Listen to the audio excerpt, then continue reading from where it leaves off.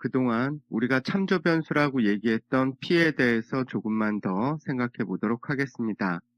이 내용은 처음 배우는 단계에서는 완벽히 이해 안 하셔도 되고 참고만 하시면 되니까 그냥 가벼운 마음으로 보시면 됩니다. 그래도 한번 들어보면 앞으로 공부하는데 도움이 많이 되실 거예요. 메모리 관련해서 조금만 더 구체적으로 살펴보려고 합니다. 여기서 이 P를 우리는 그동안 방금 만든 객체에 접근할 수 있는 이름, 즉 객체에 편하게 접근하기 위해서 우리가 직접 만들어서 붙여주는 이름, 즉 객체의 이름이라고 공부했었습니다. 메모리 관련해서 조금만 더 구체적으로 살펴보면 int, 캐릭터 더블과 같은 일반 변수, 원시 변수라고 하는데요. 이 원시 변수와는 조금 차이가 있습니다. 일단 메모리부터 좀 살펴보면 지금 얘기하는 메모리는 램이죠. 랜덤 액세스 메모리. 이 우리가 사용하는 메모리에는 굉장히 많은 데이터를 저장할 수 있는 작은 공간들이 들어있는데요. 컴퓨터는 그 큰 메모리 안에 특정 공간에 어떻게 찾아갈까요? 컴퓨터가, 즉 CPU가 어떻게 특정 메모리 공간을 찾고 거기에 값을 저장을 하고 저장된 값을 불러올지 생각을 한번 해보시기 바랍니다. 결론부터 말씀드리면 컴퓨터는 특정 메모리 공간에 접근할 때 주소를 이용해서 접근합니다. 우편 배달부 아저씨들께서 여러분들 집에 주소를 가지고 찾아오시잖아요. 컴퓨터도 특정 메모리 공간에 주소를 이용해서 찾아갑니다. 이 메모리의 주소는 0번지부터 시작해서 1바이트, 즉 8비트당 주소가 하나씩 할당되어 있는데요. 만약 4GB짜리 메모리에는 약 40억 개의 주소가 들어 있습니다. 따라서 우리가 프로그래밍 하면서 이 실제 메모리상 주소를 가지고 프로그래밍하기 힘들잖아요. 예를 들어서 23억 5321만 4326번지에 10을 저장해라. 또는 32억 5213만 6589번지에 있는 값을 27억 3569만 8524번지로 옮겨라. 가능한가요? 거의 불가능하잖아요. 사람은 숫자보다 문자를 다루는 데 익숙합니다. 따라서 특정 메모리 공간에 편하게 접근할 수 있도록 프로그래밍 할 때 우리가 직접 만들어서 붙여준 이름이 바로 변수라고 했습니다. 만약 int a는 10이라고 명령을 내리면 컴퓨터는 알아서 비어있는 메모리에 10을 저장하고 앞으로 우리가 얘기하는 a라는 메모리가 방금 전에 이 10을 저장한 이 메모리라는 것을 알아듣는다고 얘기했습니다. 그래서 변수 이퀄 메모리 공간이다 라고 설명을 드렸었습니다. 이 변수는 따라서 프로그램 실행할 때 주소로 바뀌어서 실행됩니다. 여기서 이 A라는 메모리에는 10이라는 값 자체가 저장이 되어 있는데요. 객체에 접근할 때 사용하는 참조 변수는 조금 다릅니다. 지금 사용했던 A라는 변수처럼 데이터 자체가 들어가는 게 아니라 객체가 저장된 위치에 접근할 수 있는, 즉 찾아갈 수 있는 자바 가상머신에 의해서 관리되는 주소가 저장됩니다. 그러니까 객체는 다른 데 저장이 되어 있고 그 객체에 접근할 수 있는 주소만 이 P라는 변수에 저장이 된다는 거예요. int와 같은 원시 변수보다 한 단계 더 거치는 거죠. 왜 그렇게 되냐 하면 int, 더블과 같은 원시 변수는 변수의 데이터를 한 개만 저장하니까 객체 하나당 데이터를 하나만 저장할 수 있으니까 저장할 만한데 객체는 크기가 크니까 매번 복사해서 저장하기가 힘듭니다. 그리고 자바 가상머신이 실행되고 운영체제로부터 메모리를 할당받아서 사용할 때 중구난방으로 대충 저장하는 게 아니고요. 자바 가상머신은 이 할당받은 메모리를 보다 효율적으로 사용하기 위해서 자체적으로 공간을 나눠서 사용합니다. 예를 들어 지역 변수는 여기 저장하고 객체 안에 멤버 변수는 여기 저장하고 함수는 여기 저장하고 이런 식으로 따라서 이 참조 변수와 객체가 저장되는 위치가 서로 각각 다르다 보니까 이 참조 변수에 객체를 저장할 때 매번 객체를 통째로 복사해서 집어넣으면 비효율적이니까 그냥 객체에 접근할 수 있는 주소만 저장해 놓은 거예요. 주소만 알고 있으면 언제든 그 객체가 저장된 위치에 접근해서 사용할 수 있으니까. 즉, 객체에 편하게 접근할 수 있도록 객체의 주소를 저장할 수 있도록 프로그래밍 할 때 편하게 사용할 수 있도록 문자로 우리가 직접 만들어서 넣어주는 이름이 바로 참조 변수입니다. 간단히 객체에 접근하기 위한 이름, 객체의 주소를 저장하고 있는 메모리 공간의 이름, 이 정도 생각하시면 됩니다. 어차피 같은 변수이지만 이 변수는 객체의 주소를 저장한다, 객체를 가리킨다, 객체에 참조할 수 있다라는 의미에서 참조 변수 또는 레퍼런스 변수라고도 얘기합니다. 따라서 이건 중요한 내용인데요. 함수를 호출하면서 값을 전달할 때 int, 캐릭터, 더블 등 원시 변수는 값이 복사되어 전달됩니다. 예를 들어 아래 예제를 보면 C 객체의 add 함수를 호출하면서 정수형 변수 a와 b에 저장된 값을 전달하고 C 객체의 add 함수에서는 이 전달받은 값을 정수형 변수 num1, num2에 저장하고 있습니다. 값을 복사해서 넘겨주고 함수 입장에서도 그 값을, 그 복사된 값을 전달받아서 저장한 거예요. 따라서 지금과 같은 경우 컴퓨터 메모리에는 10과 20이라는 값이 두 군데 저장되어 있는 겁니다. 물론 add 함수 안에서 선언된 지역 변수는 함수 실행이 종료되면 없어지니까 그땐 다시 지워지겠죠. 하지만 함수를 호출하면서 객체도 전달해 줄 수 있는데요. 객체가 전달되는 경우에는 객체에 접근할 수 있는 주소, 즉 참조 변수 안에 값만 전달됩니다. 다음 예제의 오른쪽에 클래스를 보면 두 개의 클래스가 있는데요.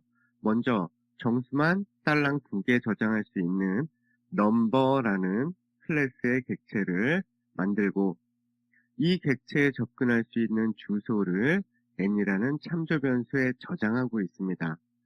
마찬가지로 add 함수를 하나 가지고 있는 circle 클래스에 객체를 만들고 이 객체에 접근할 수 있는 주소를 c라는 참조 변수에 저장하고 있습니다. 다음으로 방금 만든 c라는 이름의 객체 안에 add 함수를 호출하면서 정수만 딸랑 2개 저장하고 있는 n 객체를 넘겨주고 있습니다. 이와 같이 함수를 호출하면서 객체도 전달이 가능한데요. 객체를 전달해 줬으니까 객체를 저장할 수 있는 변수에 그 값을 받아서 저장한 거예요. 근데 이때 객체 자체가 복사되어 전달되는 것이 아니라 참조 변수의 값, 즉 객체에 접근할 수 있는 주소만 전달해주고 함수 입장에서는 주소만 전달받아 저장하고 있는 겁니다. 주소만 알고 있으면 언제든 그 객체에 접근해서 사용할 수 있으니까 그 크기가 큰 객체를 복사해서 두 군데나 저장하면 메모리가 안 남아나겠죠.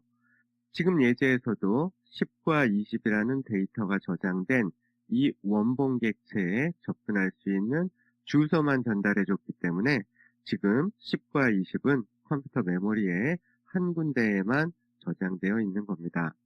이 내용은 좀 복잡할 수 있는데요. 중요한 내용이니까 그래도 머릿속에 객체를 잘 그려가면서 차근차근 이해해 보시기 바랍니다. 마지막으로 정리하겠습니다. 함수를 호출하면서 int, float, double 등의 기본 자료용 값을 넘겨줄 때는 값 자체가 복사되어 전달이 되고 객체를 넘겨줄 때는 객체 자체를 복사해서 넘겨주는 게 아니라 원본 객체에 접근할 수 있는 주소만 전달해준다. 주소만 알고 있으면 언제든 그 객체에 접근해서 그 안에 있는 변수와 함수를 사용할 수 있다. 이렇게 정리해 놓으시면 됩니다. 그럼 이번에는 자바의 스테이틱 멤버에 대해서 살펴보도록 하겠습니다. 그동안 클래스 안에 들어있는 변수와 함수들을 멤버라고 얘기를 했었는데요. 자바에는 스테이틱 멤버와 난 스테이틱 멤버가 있습니다.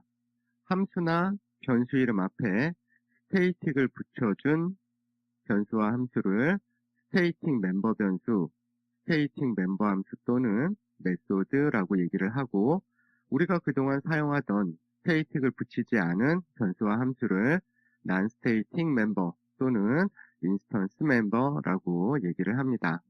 이 난 스테이틱 멤버는 그동안 쓰던 대로 객체가 생성될 때 각 객체마다 변수와 함수가 각각 모두 들어가는 멤버입니다. 근데 앞에 스테이틱을 붙여주면 객체를 만들지 않아도 클래스가 자바 가상 머신에 로딩될 때, 즉 하드디스크에 저장된 클래스를 자바 가상 머신이 불러올 때 클래스당 딱 한 개 자동으로 만들어져서 모든 객체에 의해 공유되는 멤버입니다. 뭔 소린지 모르겠죠? 예를 좀 보도록 하겠습니다. 다음 클래스에서 n 변수와 g 함수는 스테이틱이 안 붙어 있으니까 객체를 만들면 우리가 그동안 쓰던 것처럼 객체별로 모두 들어가게 되는데요. 스테이틱이 붙은 n과 f 함수는 모든 객체에 반복해서 다 들어가는 게 아니라 클래스당 딱 한 개 만들어져서 모든 객체가 공유해서 사용하는 멤버입니다. 좀 쉽게 이해하기 위해서는 변수와 함수를 분리해서 살펴보는 게 좋습니다. 먼저 스테이틱 변수에 대해서 살펴보도록 하겠습니다. 스테이틱 변수는 방금 설명드린 개념을 그대로 적용하면 되니까 어렵지 않습니다. 원래 스테이틱이 붙지 않은 우리가 그동안 쓰던 변수는 객체를 만들면 객체별로 모두 변수가 각각 생성되었잖아요.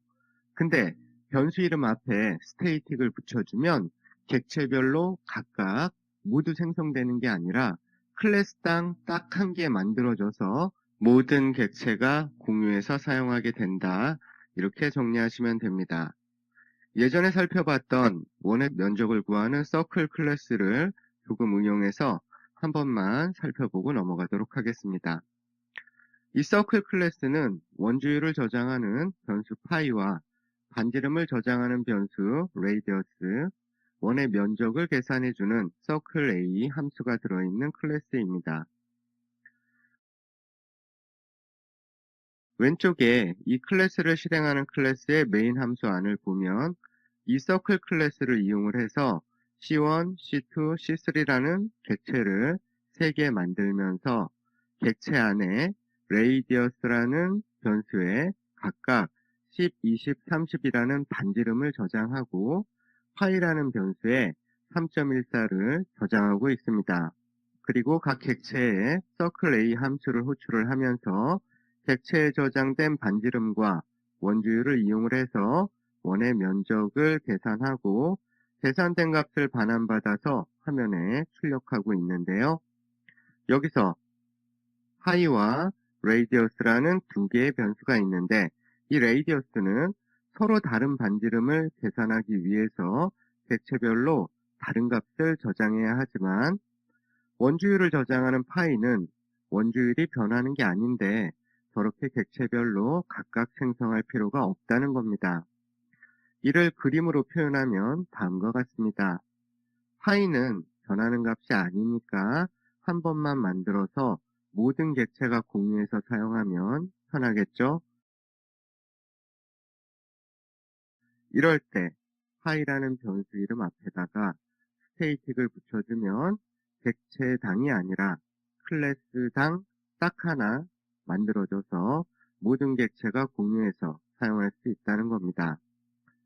나중에 값을 저장하고 바꿀 수도 있겠지만 공통으로 사용하는 변수니까 자동으로 만들어지는 순간 표기값을 바로 저장해 주는 게 더 편하겠죠? 바로 3.14라고 저장하였습니다. 이렇게 하면 메모리도 아끼고 일일이 값을 저장해 주지 않아도 되니까 편한 것을 알 수가 있습니다. 실행 결과는 다음과 같습니다. 추가적으로 이 스테이틱 변수는 자바 가상머신의 클래스가 로딩될 때, 즉 프로그램이 시작될 때나 프로그램 안에서 클래스를 사용하려고 할 때 자동으로 무조건 만들어지기 때문에 객체를 만들지 않아도 클래스 이름으로 접근해서 사용할 수가 있습니다. circle.py라고 클래스 이름을 이용해서 접근해서 사용하고 있는 것을 확인할 수 있습니다. 물론 객체를 만든 후에 각 객체 이름으로 접근해서도 사용 가능합니다. 다음은 클래스 로딩에 대해서 정리해 본 건데요. 그냥 한번 읽어보고 넘어가시면 됩니다. 자바는 실행 파일을 한꺼번에 메모리에 다 올려가지고 실행하는 게 아니라 필요한 만큼만 그때그때 올려서 사용하는데요. 보통 누군가 그 클래스의 새로운 객체를 처음 만들려고 할 때 또는 그 클래스의 스테이틱 변수를 사용하려고 할 때 자바 가상머신이 하드디스크에 저장되어 있는 그 클래스를 불러와서 사용할 준비를 하게 됩니다. 그럼 이번에는 스테이틱 메소드에 대해서 살펴보도록 하겠습니다. 스테이틱 함수는 다음과 같이 정의하고 사용하시면 혼란이 없습니다. 원래 그동안 우리가 썼던 스테이틱을 붙이지 않은 non-static 함수는 객체를 만들어야만 객체의 참조 변수 이용해서 접근하고 호출해서 사용할 수 있었잖아요. 근데 함수 이름 앞에 지금처럼 static을 붙여주면 클래스 로딩 시 자동으로 미리 만들어지기 때문에 객체를 만들지 않고도 클래스 이름으로 접근해서 이 함수를 편하게 사용할 수 있습니다. 어려운 개념 아니니까 예제만 한번 보고 넘어가도록 하겠습니다. 방금 전 예제를 조금 수정해서 circle A 함수를 static 함수로 바꿔봤습니다. 이제 static 함수가 됐으니까 객체를 만들지 않고도 circle이라는 클래스 이름으로 바로 접근해서 사용하는 것을 확인할 수 있습니다. 추가적으로 이 static 함수는 static 변수에만 접근할 수가 있습니다. non-static 변수에 접근하려고 하면 오류 메시지가 발생합니다. 왜냐하면 당연한 얘기인데요. 객체를 만들지 않고도 미리 자동으로 만들어져서 사용할 수 있는 함수가 static 함수인데 객체를 만들어야만 존재하는 non-static 변수에 접근을 허용하면 변수가 만들어지지도 않았는데 이 static 클래스에서 접근해서 사용하려고 할 거 아니에요? 그런 경우도 있을 거 아니에요? 그래서 막아놓은 겁니다. 그리고 참고로 메인 함수 안에도 static이 붙어 있잖아요. 메인 함수 앞에도 이 스크래치라는 클래스를 실행을 하면 이 클래스가 자바 가상머신에 로딩이 되면서 객체를 만들지 않아도 자동으로 이 스테이틱 함수인 메인 함수가 만들어지면서 사용할 준비가 끝나는 겁니다. 따라서 자바 가상머신이 메인 함수의 첫 줄부터 차근차근 실행할 수가 있었던 거예요. 다음은 절대값을 계산하는 ABS, 최대값과 최소값을 계산하는 맥스와 민의 세 개의 함수를 스테이팅 메소드로 작성하고 호출하는 예제입니다.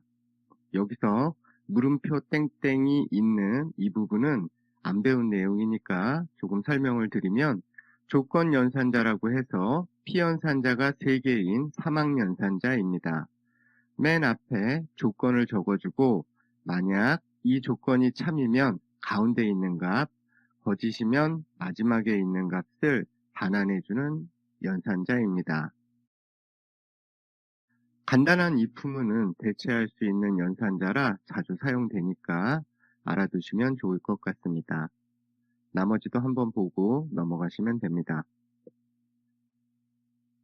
이번에는 자바에서 미리 만들어 놓은 매스 클래스에 대해 살펴보도록 하겠습니다. 기본 산술 연산 함수를 제공하는 클래스로 모든 함수가 스테이틱으로 선언되어 있어서 객체를 만들지 않아도 클래스 이름으로 접근해서 편하게 사용할 수 있습니다. 자주 사용하는 몇 가지만 살펴볼 건데요. 먼저 매스 클래스 안에 있는 랜덤 함수입니다. 이 랜덤 함수를 공부를 하시면 게임 같은 것 랜덤하게 툭툭 나오는 이런 게임들을 만드는데 유용하게 사용하실 수 있습니다. 이 함수는 0보다 크거나 같고 1.0보다 작거나 같은 게 아니고요. 작은 실수 난수를 만들어주는 함수입니다. 이 함수가 반환하는 값을 이용해서 다양한 랜덤한 수를 만들어서 사용하실 수가 있습니다. 0부터 1 사이에 실수값 중 하나를 랜덤하게 반환해 주니까 최소값은 0이고요. 최대값은 0.99999입니다. 1은 포함이 안 되는 거죠. 이걸 1에서 100 사이의 값으로 바꾸려면 최대값이 0.99999니까 여기에다 100을 곱해주면 99.999가 되겠죠. 이거를 정수로 강제 형변환하면 소수점 이하가 떨어지니까 0에서 99 사이의 값이 되고, 따라서 여기에다 1을 더해주면 1에서 100 사이의 숫자가 만들어집니다. 이런 식으로 여러분들이 얼마든지 원하는 범위의 난수를, 랜덤한 수를 만들어 주실 수가 있습니다. 그 외에도 절대값, 루트, 익스포넨셜, 반올림, 사인, 코사인 함수 등이 스테이틱으로 선언되어 있으니까 편하게 사용하시면 됩니다. 다음은 몇 가지 매스 클래스 안에 있는 스테이틱 함수의 사용 예제입니다. 한 번씩 해보시고 넘어가시면 될 것 같아요. 다음은 이번 주 과제입니다. 매스 클래스의 랜덤 메소드를 활용해서 로또 번호 추출기를 만들어 보세요. 1에서 45 사이의 정수 난수 5개를 발생해서 다음과 같이 출력해 주시면 됩니다. 지난주와 마찬가지로 소스 코드만 과제란에 제출해 주시면 됩니다. 수고하셨습니다.